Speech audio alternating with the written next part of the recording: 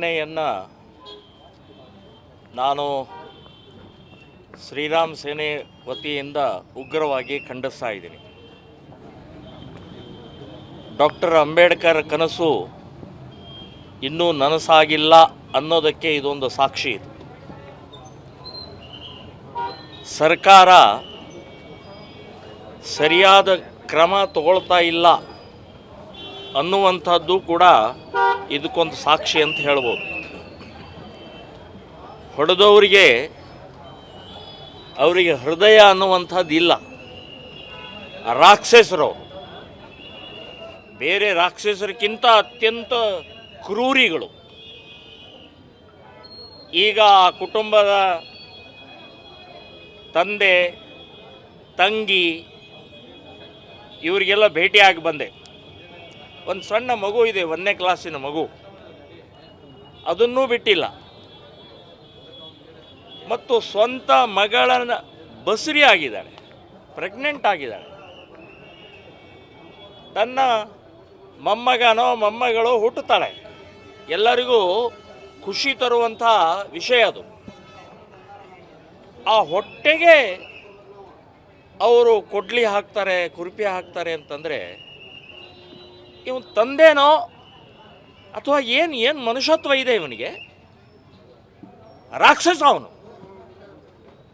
ನಾನು ಹೇಳೋದು ಇವರಿಗೆಲ್ಲ ಕೋರ್ಟಿಗೆ, ಪೊಲೀಸ್ ಸ್ಟೇಷನ್ಗೆ ಸೆಕ್ಷನ್ಗಳು ಹಾಕಿ ಜೈಲಿಗೆ ಹಾಕುವಂಥ ಅವಶ್ಯಕತೆನೇ ಇಲ್ಲ ರೀ. ಶೂಟ್ ಮಾಡಬೇಕು. ಎಂಥ ನಿರ್ದಯಗಳು ಇವರು. ಅಂದರೆ ಆ ದಲಿತರು ಪ್ರೀತಿನ ಮಾಡಬಾರ್ದಾ? ಅವರಿಗೆ ಕರಳಿಲ್ವಾ? ಅವ್ರಿಗೆ ಹೃದಯ ಇಲ್ವಾ? ಜಾತಿಯಲ್ಲಿ ಹುಟ್ಟಿದ್ದಕ್ಕೆ ಪಾಪನ ಅದು?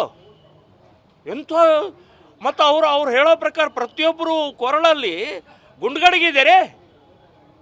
ಬಸವಣ್ಣನವರ ಪ್ರತಿಯೊಂದು ವಾಕ್ಯವನ್ನು ನಡೆಸುವಂಥ ಆ ಕುಟುಂಬ ಅದು ಪ್ರತಿಯೊಬ್ಬರು ಕೊರಳಲ್ಲಿದೆ.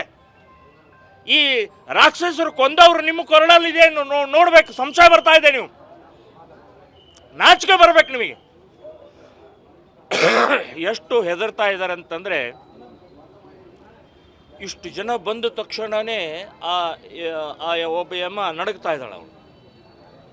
ಅಂದರೆ ಜನ ನೋಡಿದ ಕೂಡಲೇ ಭಯದ ಒಳಗಡೆ ಕೂತ್ಕೊಂಡ್ಬಿಟ್ಟಿದೆ. ಆ ಮಗು ಭಯ ಪಡ್ತಾ ಇದೆ, ಬಾಯಿ ಬಿಡಕ್ಕೆ ಭಯ ಪಡ್ತಾ ಇದೆ. ಸೊ ಇಂಥ ಘಟನೆ ಎಂದೂ ಆಗಬಾರದು. ಹಾಗೆ ಶಿಕ್ಷೆ ಕೊಡಬೇಕು ಇವರಿಗೆ. ನೀವು ಕೋರ್ಟು ಏನಿದೆ ಅಂತ ಅನ್ನೋದು ನಮಗೆ ಗೊತ್ತಿದೆ. 10 ವರ್ಷಗಟ್ಟಲೆ ಎಳ್ಕೊಂಡು ಹೋಗ್ತೀರಿ ನೀವು. ಇದು ಬೇಡ, ಇದು ನಾಟಕಗಳು. ಶೂಟ್ ಮಾಡಬೇಕು. ಪಾಪ ಅವ್ರ ತಂಗಿ ಹೇಳ್ತಾ ಇದ್ದಾಳೆ, ಆ ಹುಡುಗನ ತಂಗಿ ಹೇಳ್ತಾ ಇದ್ದಾಳೆ, ನನ್ನ ಎದುರುಗಡೆನೆ ನನ್ನ ಅಣ್ಣನ ಹೆಂಡತಿಯನ್ನು ನನ್ನ ಎದುರುಗಡೆ ಕೊಂದ್ರಿ, ಆ ಕೊಂದವ್ರು ನನ್ನ ಎದುರುಗಡೆನೆ ಕೊಲ್ಲಬೇಕು ಅಂತ ಆ ತಂಗಿ ಹೇಳ್ತಾ ಇದ್ದಾಳೆ. ಅಂದ್ರೆ ಎಷ್ಟು ಮಾನಸಿಕವಾಗಿ ಅವಳಿಗೆ ಆ ವೇದನೆ ಆಗಿದೆ, ಎಷ್ಟು ಆತ್ಮೀಯತೆಯಿಂದ ಆ ಮಗಳನ್ನು ನೋಡ್ಕೊಂಡಿದ್ರು ಅನ್ನೋದಕ್ಕೆ ಇವೆಲ್ಲ ಕಾರಣ. ಸೊ ಅವ್ರ ತಂದೆ ಹೇಳ್ತಾರೆ, ಅವಳನ್ನು ಸೊಸೆ ಅಂತ ನೋಡಲಿಲ್ಲರಿ, ಮಗಳಂತ ನೋಡಿದ್ವಿ. ಅವಳ ಮಗಳಿಗೆ ಏನೇ ಒಂದು ಪೈಸಾದಷ್ಟು ಕೂಡ ಕಡಿಮೆ ಆಗದೆ ಇರೋ ಹಾಗೆ ನಾವು ನೋಡ್ಕೊಂಡೀವಿ ಅಂತನ್ನುವಂಥ ಮಗಳನ್ನು ಕೊಂದ್ರಲ್ರಿ ಇವರು. ಛೇ ಛೇ ಛೇ ಛೇ ಯಾರಿಗಾದರೂ ಕೂಡ ಈ ಒಂದು ಘಟನೆ ಕಣ್ಣೀರು ಬರುತ್ತೆ. ನಾನು ಖಂಡಿಸ್ತಾ ಇದ್ದೀನಿ. ಮತ್ತು ಇದರಲ್ಲಿ ವಿಶೇಷವಾಗಿ ಪೊಲೀಸ್ ಇಲಾಖೆ ಭಾಳ ಸಹಕಾರ ಕೊಡ್ತಾ ಇದ್ದಾರೆ ಅಂತನ್ನುವಂಥದ್ದು ದಲಿತ ಮುಖಂಡರು ಒಬ್ಬರು ಹೇಳಿದರು. ಆದರೆ ತಹಸೀಲ್ದಾರರು ಮತ್ತು ಆ ಪರಿಶಿಷ್ಟ ಇಲಾಖೆ ಅವರು ಸಹಕಾರ ಕೊಡ್ತಾ ಇಲ್ಲ ಅನ್ನುವಂಥದ್ದನ್ನು ಹೇಳಿದರು. ಪೊಲೀಸರನ್ನ ಇವತ್ತು ಸಸ್ಪೆಂಡ್ ಮಾಡಿದ್ದು ತಪ್ಪು ಅಂತನ್ನುವಂಥದ್ದು ಹೇಳ್ತೀನಿ. ತಹಸೀಲ್ದಾರ್ ಮತ್ತು ಅಲ್ಲಿ ಇಲಾಖೆಯ ಸಂಬಂಧಪಟ್ಟಂಥ ಅವ್ರ ಮೇಲೆ ಕ್ರಮ ಆಗಬೇಕು ಅಂತನ್ನುವಂಥದ್ದು ನಾನು ಹೇಳ್ತಾ ಇದ್ದೀನಿ. ಈಗಾಗಲೇ ದಲಿತ ಸಂಘಟನೆಯವರು 50 ಲಕ್ಷ ರೂಪಾಯಿ ಕೇಳಿದ್ದಾರೆ.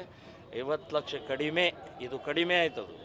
ಅವರು ಕುಟುಂಬ ಭಯದಿಂದ ಮತ್ತು ಅವ್ರ 4 ಕುಟುಂಬ ಇರುವಂಥ ಮನೆತನ.